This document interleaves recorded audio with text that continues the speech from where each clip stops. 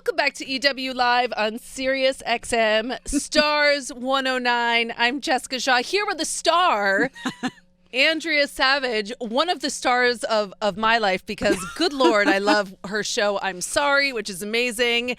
And then I binge listened. Can you do that? You can. I binge listened to Andrea Savage, a grown-up woman, hashtag, and I feel like I need to pronounce it, Buthols.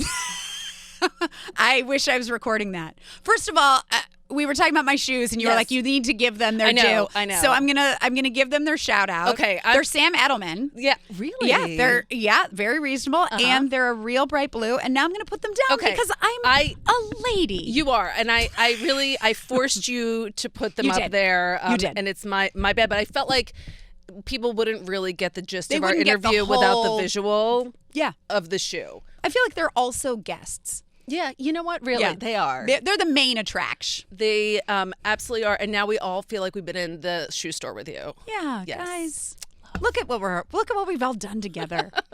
Hi, Andrea Savage. I haven't seen you in a while. I haven't seen you in a while since maybe I'm Sorry launched. I think on True TV, which is like 2017. Yeah, 2 years ago. And seasons one. In case you did not watch. You should have watched, but in case you did not watch when it was on, it's seasons 1 and 2 are both on Netflix. Yes, you can now stream them all and binge them all and do it all. And it's a great binge. It is a great binge. People do tend to binge it hard. Yeah. Have you noticed more people now talking to you about the show because of Netflix? 100%. I feel like you're on the Schitt's Creek model. Yeah, well, God, that would be nice. It really has been nice because I love being on True TV. I really will say they support the show, and I love first it coming out week by week, so then people actually are like looking forward to it and all that. But then I also like that we get this sort of second whole premiere. Yes. And then the facts is when it first came on Netflix season 1, it just exploded. It did. And people just suddenly it got very popular, which was so nice, and word of mouth. And it's done really well on Netflix. And people really just now, are discovered it from there. A lot of people think it's a Netflix show. Let's be honest. I think it's, I mean, I agree with you. They might. And it was really funny because all these people would be like, I am so OG. I'm sorry. I just found it. I'm like, sweetie, you're watching it on Netflix. You're like, you're not OG. Yeah. Thank you. You're like, I'm the OG. Yes, exactly. Thank you. When is season 3 coming?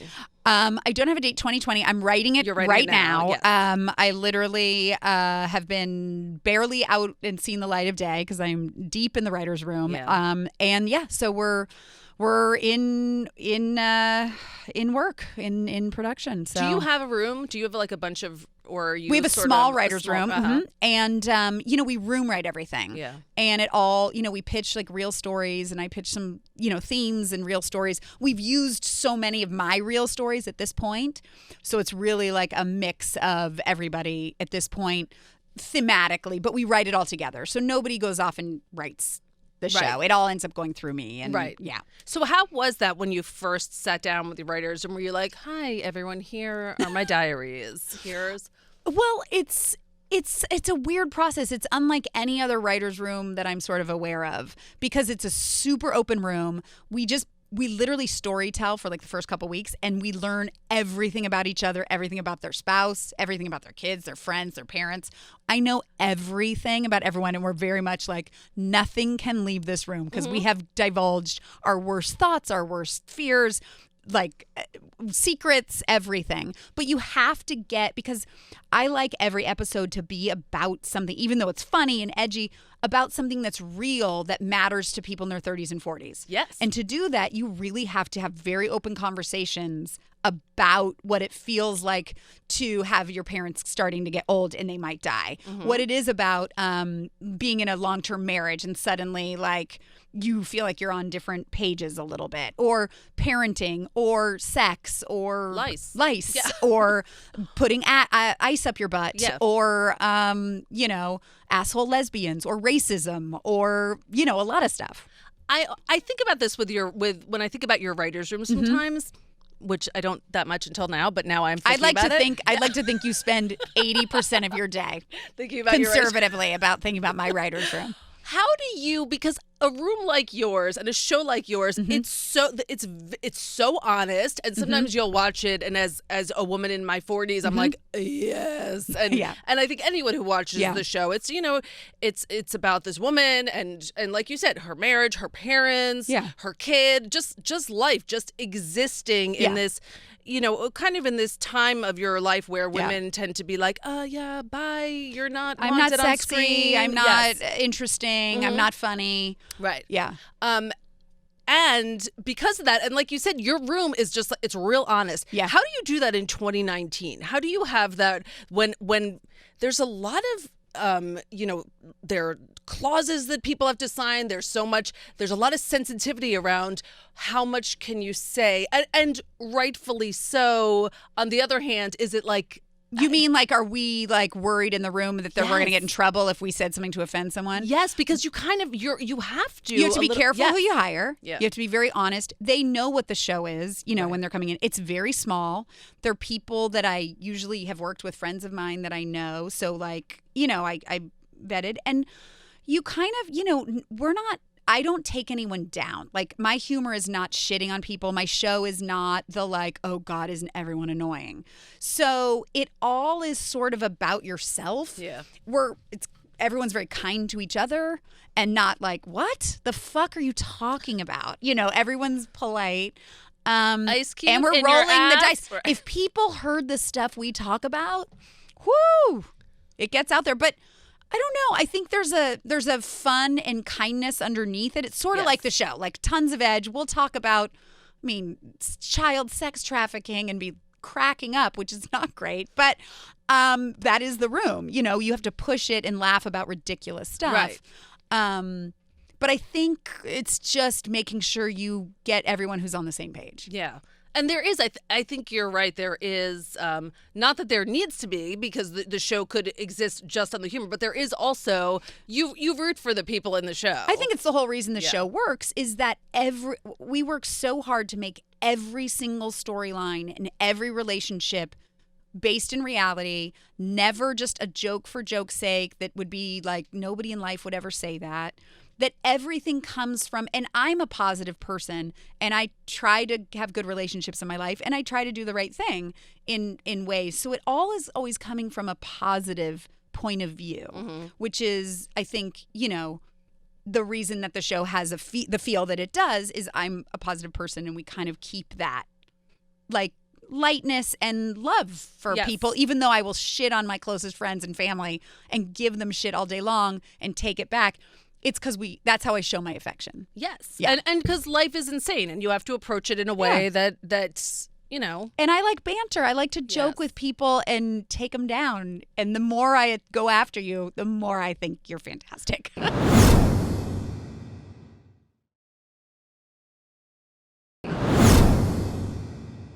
You and Tom Everett Scott are so great together, and you have so much chemistry. You're just like, oh, you're such a good TV couple. Was that immediate? No, not necessarily. It took a little while, and especially he doesn't come from like a big comedy background and improv. We don't do a ton of improv on the show. It's all scripted, but I like to sort of joke around and stuff like that. And I took him to an improv teacher, and we did like a little improv workshop together to just loosen up a little bit. And then I would say like halfway through season 1, it really started clicking in. And then season 2, we were off to the races. Yeah. And in some way, I feel like if he were kind of grew up in improv and in the comedy world, it almost wouldn't work as well. That's why I didn't cast somebody from the comedy world. It was purposeful. There was something about Tom, and he's one of the few people I didn't know who I cast. There's something about him that's just so lovable. And I wanted somebody who was kind of lovable inherently and also a little earnest and wasn't coming from the comedic, I got to get all the laughs point of view, because I don't think that's realistic. And I was trying to mirror my own marriage, where my husband has a good sense of humor and enjoys mine, but he's not out there doing bits. And I think that's when things start to feel false, when everybody's just like quip, quip, quip, quip, quip. That's not life. Also, so it was purposeful. Sounds like the most hideous marriage ever. It would just be so draining. It's so... Listen, there's always a flower and a gardener. Yeah. You know what I'm saying? He's my gardener. He's your gardener. Like my husband in real life. Exactly. That's how it has to be. So what is as you approach, as you're sitting here like thinking about season 3, do you think about like a theme to it, or we want to start by point A and get to this point by... It's an episodic show, so we don't serialize it at all. So it really is, what are topics that I still think are interesting that we haven't mined yet before. And it starts to get hard, you know, because I feel like we have covered a lot of it. And you do like multiple things in one episode. It's not like one episode is about like, oh, this one little thing. Like there'll be like several stories. We usually like a good solid 7 or 8 big ideas get used up in an episode. So it really is like, what else haven't we done, or what are some things that have happened to me or the writers that were like, that's something that is new. So we have, I'm trying to think, stuff I can share so far, but addressing charity and homelessness and explaining that to your children. We've got some, so far, sleepover and... Kid or adult? Kid. And then I am going to be getting back with an old sketch group. So bringing some old comedy people back into the world a little bit. Moving and some stuff. So, yeah. So we've got some new areas. Are the parents going to factor into season 3? Of course. Martin Mull and Kathy Baker are delightful. The first episode is very Martin Mull centric right now, which we think will be our season opener. Yes, they will, of course, be back. Everyone will be back. The only person that's really hard to get back is Jason Mantzoukas, because he's super busy, but hopefully we'll be able to get him for one this season. But bringing, it's always so nice to be able to create new characters, so then I can bring more of my friends on the show. Absolutely. They fucking crush it. They bring it so hard. I mean, I love every time I'll see like some other comedy person or whatever. It's so fun. I know. Like one of your friends will be like June Raphael just was so great this season. So good. I know. So good.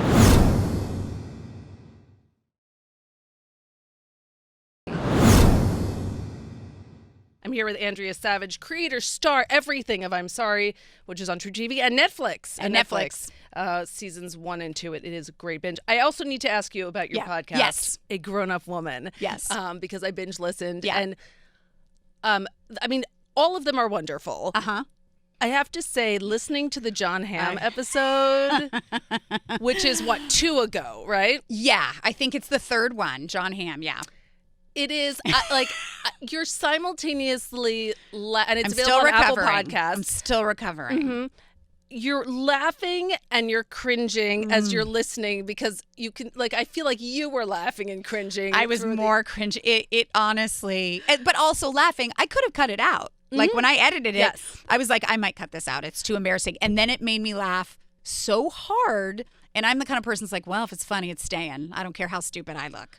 And by it, you mean him, John Hamm reading Gets my journal your from high diary, school. your high school journal about losing your virginity. It's the entry I'd make after I've lost my virginity in 11th grade.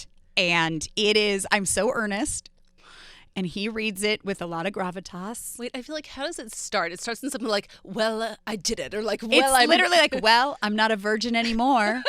Like, who writes like that?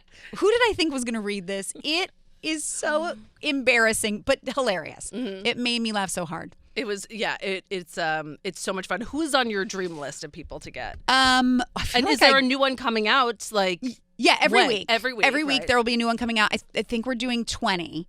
So it'll go from now until sometime in February, and then I start production, and then forget about it for a little bit, and then we'll come back for season 2.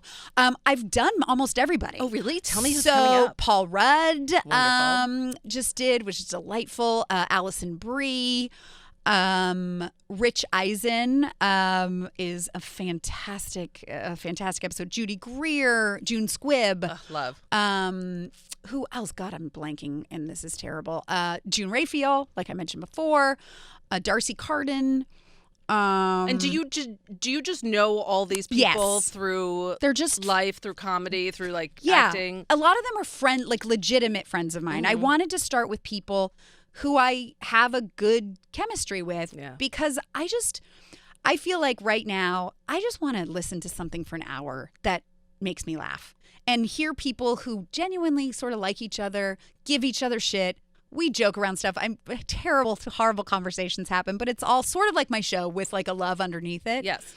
So I wanted it to be not for people promoting stuff or like that kind of, I really just was like, I want to chat with my friends and laugh and let other people hear what it's two grown people who aren't fucking lame. I mean, that's the whole point of my podcast is just because you're a grown-up person doesn't mean you have to be boring. And so I'm showing that you can still be an adult. Most of your day is spent going to the grocery store and paying your bills and all that, but also you can laugh about buttholes. You can with your friends, and yes, and how you should, it, and absolutely you should. Yeah. How do you like? Do you often sit through one of your podcasts and then think, I need to take that for my show? Through like one of the podcasts. Yes, like something that comes up, like a storyline, and you're like, yeah, like now my kid has to find my diary or something like that. 100%. Yes. Everything I do in life, I'm always jotting down stuff. And it goes the other way too. There's definitely stuff I'm talking about in the writer's room, which will find its way because it's in my brain onto the podcast. Yes. For sure. But yeah, I think right now there is going to be something where my journals come into play. Do you have actual journals? I assume you can. I just moved recently, so I've just found them all in a box. That happened to me too. I just moved a year ago, and I found all my journals. It's crazy. And I have 2 kids, and I literally live in fear. You got to put those away. There's so much sex talk in it, and I live in fear of them. Where are you keeping them? Well, because they were babies, so they were just like kept. They were but like. But now, where are they? You need to get those in a safe. I know. I think they're like. You need to rent a box bed. at the bank. Yeah, no joke. Do people still do that? Exactly. Like with those really with long old drawers. Drawer? Like what were they? I don't know. There? Where like people would have like a couple pieces of paper and a necklace. Yeah, totally. Like your grandma's like your sapphire grandma's sapphire necklace. Yes. I don't know if people have a safe deposit box anymore. Smuggled it in there, whatever, during the war or something. Yeah, that's just a ticking time bomb. It is, and yes, my mother burned hers. And I always thought that was like real dark. I've really thought about that because it is like, who's going to, like, nothing in there is going to make you look good at the end. But the idea of burning that just feels so like you're burning all your memories. You're burning your, and it's also like, the world can never know. Like she must have written such, like so many evil things about like, I want to chop my kid in 8,000 pieces if she needed to burn it. Totally. Which almost or makes like, it worse. Like there's like, you know what? White power's not terrible. Right. Do you know what I mean? Like something horrible for you to have to burn it. I know. I wish I journaled more now because there is like a couple years in junior high school where I did it religiously and reading them back is fascinating. Yeah. And has really kind of like been eye-opening. Yes. I love reading. Did your journal have a name? No. Oh. What was it's real dorky. What was your journal's name? It's so listen, you heard my post-virginity journal. You can give me your name. Wilhelmina. Oh. No, don't. No, I just imagine Jessica earnestly sitting in her room, confessing it all to Wilhelmina. It's true. I did. Where did that name come from? I have no idea. I love it. Do you think part of it was tongue in cheek, like when you name your car? No, it actually wasn't. It was very earnest. Okay. And, I love an earnest. Yeah. Like I feel like I was probably reading like Willa Cather books or something. And they all had like good names. And I was, that was my childhood, which is amazing that I ever had sex. So to write about in my journal. The fact that you have children is a miracle.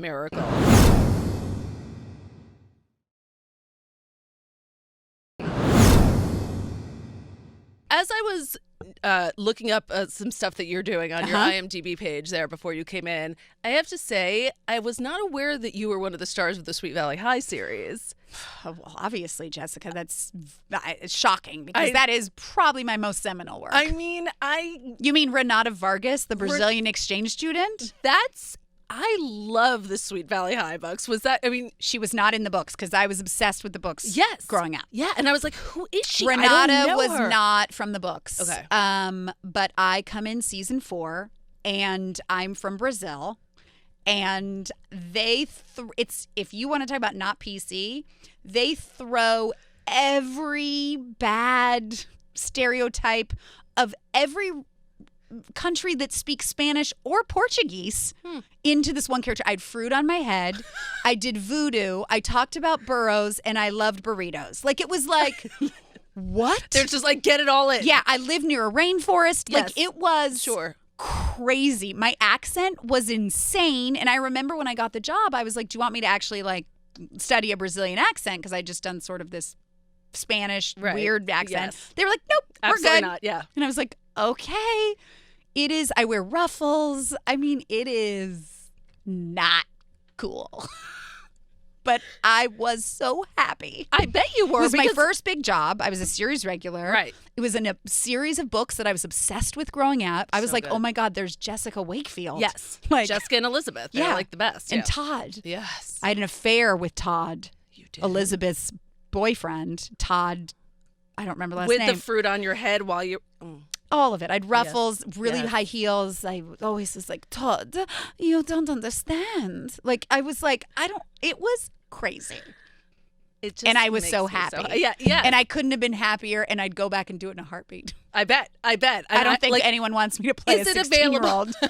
Is it available on Netflix along with I'm Sorry? Because I feel like that wish. would be... I'm sure there's like I don't even know if there's a DVD. You know when like it says like, since you've watched that, we're going to recommend this. Starts in 3, 2, and then it would be like you and, you know. Nothing would make me happier. And I loved that job. I was so happy. It was my first big job, and it was like every day going to work was heaven. Yeah. Yeah. Oh, I love it. Yeah.